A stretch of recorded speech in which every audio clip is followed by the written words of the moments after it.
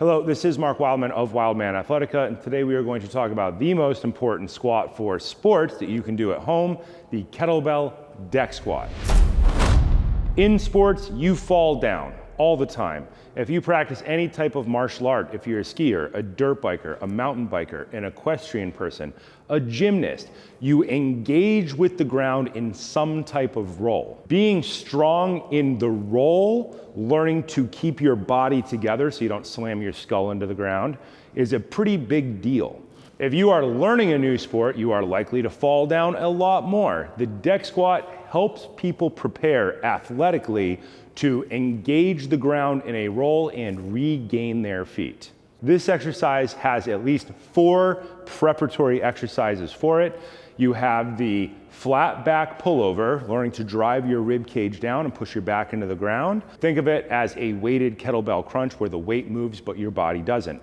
Then you do a pullover sit-up, which is a sit-up with load so that you can start to learn the position of the round of the back. Then you have a pullover sit-up press, where your spine goes from being round in flexion to extension. Then you have the squat. We're gonna name 2 versions of the squat that you should work on. The kettlebell goblet squat, which is holding a kettlebell in front of your body with the globe up and the handle down, and a front squat where you hold the kettlebell on one side of your body.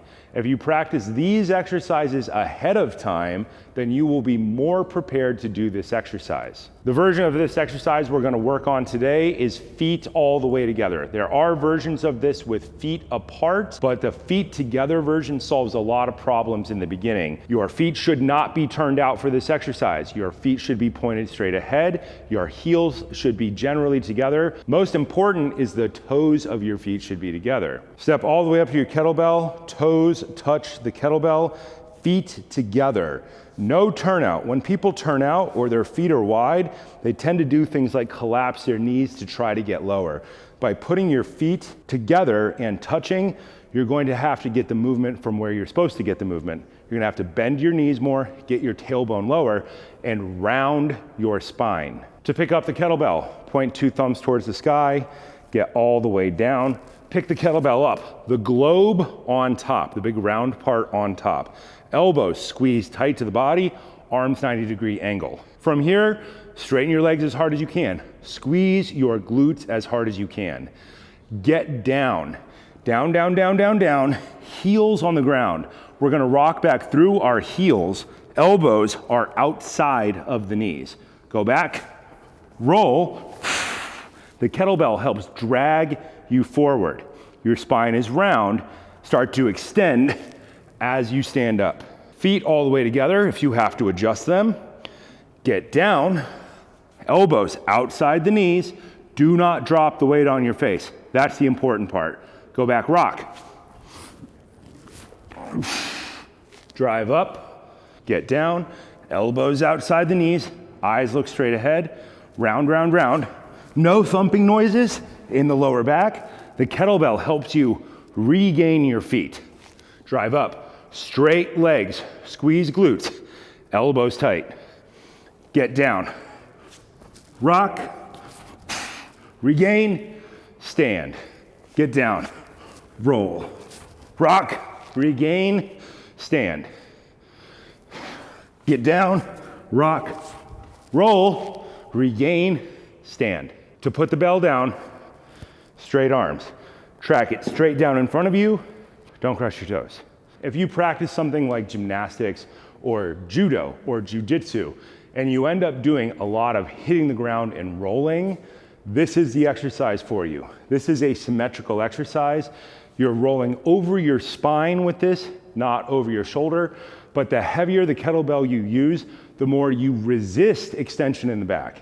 At the bottom, in the roll, the kettlebell is trying to pull your body apart. You're trying to lose your core contraction. Start with a light kettlebell. Usually, guys will start at least 50% of whatever their clean and press weight is. They should be at 50% of their normal two-handed goblet squat weight as well. They should be very, very good at rolling on the ground with no weight before they do this. If you go snowboarding or skiing and you fall down, you hit the ground and you have to get back up, this is the exercise for you. Things that people will do wrong in this is they will try to do it this way to keep the weight away from their teeth. This is actually way worse because they have less control over a lever here than they do when their arm is here. When they're going through the roll, their arms are gonna go up and down. So the best way to do this is here, because now you have this control over the lever. When people go down, they will get to this position here and they are afraid of going backwards, which is perfectly normal. People are normally very afraid of rolling back because they can't see what's behind them. Getting this part here is very, very important. When people are learning, their feet are going to come back in different positions. For every rep, stand up, put your feet back where they are. Your ankles, your knees, and your hips are now in a straight line. If you're doing reps and your feet are starting to drift, then when you go down, you're doing really weird things to your knees. Point your feet straight ahead. When athletes turn out on this, their arches of their feet tend to collapse inwards. That is not the point. Get a lighter weight.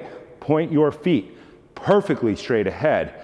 Work on standing all the way up at the top. Squeeze the glutes. Your glutes are protecting your lower back. If you only stand up and your knees are soft and your glutes are soft and your rib cage is lifted, you will not like this exercise. The whole thing is core. From the second you pick it up, you should be tight like you're doing a plank. You get down in a roll, you stand back up at the top. Do not lift your rib cage up. Keep this down so these muscles are on the entire time. I consider this to be the most important squat that you can possibly work on. I consider this more important than double kettlebells. I consider this vastly more important than any barbell squat, because one of the first things you learn when you are young is to fall down, not get hurt, get back to your feet. Whenever you play any type of combat sport, you're going to fall down, probably in a violent way, and need to get back up quickly. This exercise helps people get their core contraction.